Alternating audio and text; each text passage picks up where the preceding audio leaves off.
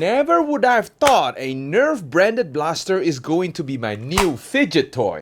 Holy moly, that was strong. Hello, what is up guys, I'm your host Gordon and welcome to another What Am I video. What I got over here is a Nerf branded blaster. Finally, another brand new Nerf branded blaster, which is a Nerf Rival Knockout, the first rival blaster in this channel. To those who have already know, when there is a Nerf branded blaster on my hand, it's either I borrow it from a fan or I got a very good deal. And yes, I indeed got an extremely good deal for the Nerf Rival Knockout. And definitely I never expected that right now, this over here is my new fidget toy.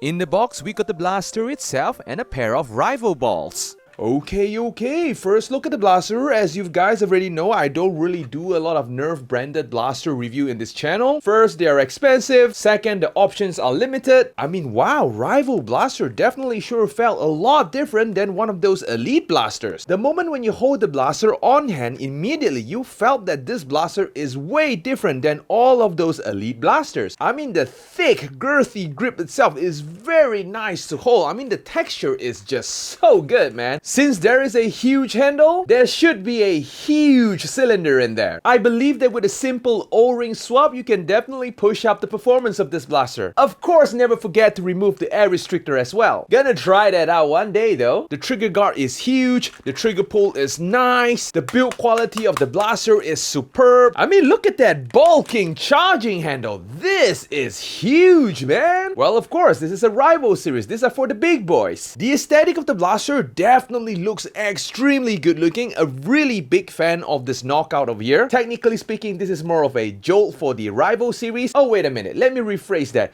A more complicated jolt. Even though this thing is technically a jolt for the Rival series, it does not function like a jolt where you actually shove in the ball at the front and then you just prime the handle. No, that's not how it works. If we actually take a look at both left and right hand side of the blaster, ambidextrous, I like it, there is a orange lever to open up the chamber, just like so. So basically they are advertising the Knockout as a breech loading blaster, just like so. Seriously, in terms of loading the blaster, that's definitely way too much steps. If you're in a very heated, fast-paced game, that many steps of loading a blaster is definitely not a good one for you. And not just the complicating loading step, but to be honest, that loading step is cool. And not only the loading step is a little complicated, the priming step is not as simple as well. For a normal jolt, you would just have to pull the priming handle and you're good to go. No, not for this one. After priming the blaster, you have to push the priming bar back in there and then you fire the blaster.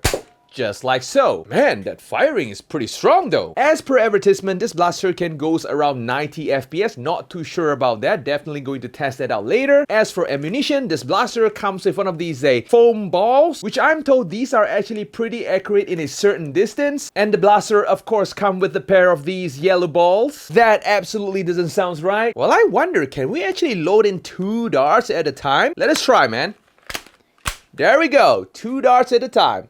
Holy moly, it works. You can actually treat this as a shotgun. So if that's the case, I don't mind the complicated step. In terms of paint job, it is as Nerf as it can get. One side only got painted and the other side is empty. In terms of external functionality, as you can see, both sides of the blaster have a pair of these ball holders. It holds the balls pretty well, right? Whenever you try to reload your blaster. Man, these levers do felt a lot like one of those slide release lever. You pull out one of those balls, chamber it, pull the priming handle, push it back in there, and you are ready to go. But anyway, this mechanism is super cool. In terms of Picatinny rail, the blaster don't really come with an end strike rail. It comes with one of these rival rails, which is not Picatinny compatible. And the blaster only comes with one iron sight at the front, so you have definitely nothing to align with it. Basically, I would call this a eyeballing blaster, which actually tests your eyeballing technique. Under the trigger guard, of course, we got the safety. The moment we pull the safety, we can't really pull the trigger. The weight and balance of this blaster, perfect for blaster spinning. Overall, I would say that this is a very simple yet complicated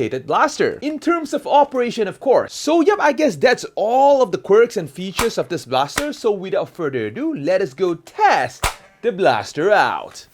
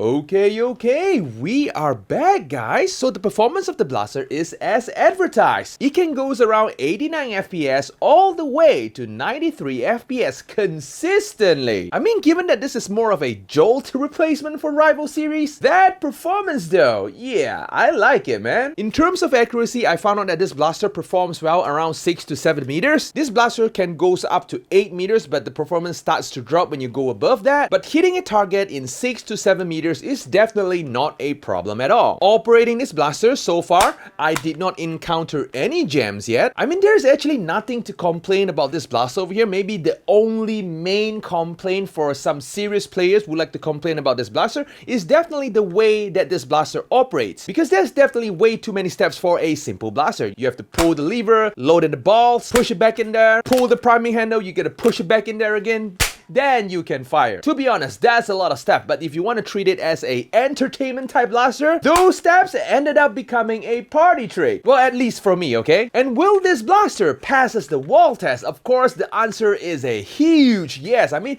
take a look at the aesthetic of the blaster. This thing looks absolutely amazing. It looks really sci-fi. So yep, I guess that's all of the blaster. If you guys like this video, feel free to smash on the like button. I'll be posting video every Saturday and maybe once in a while on Wednesday, so feel free to click on the subscribe button as well as the notification bell. So yep, Gordon's checking out and I'm going to see you guys in the next video.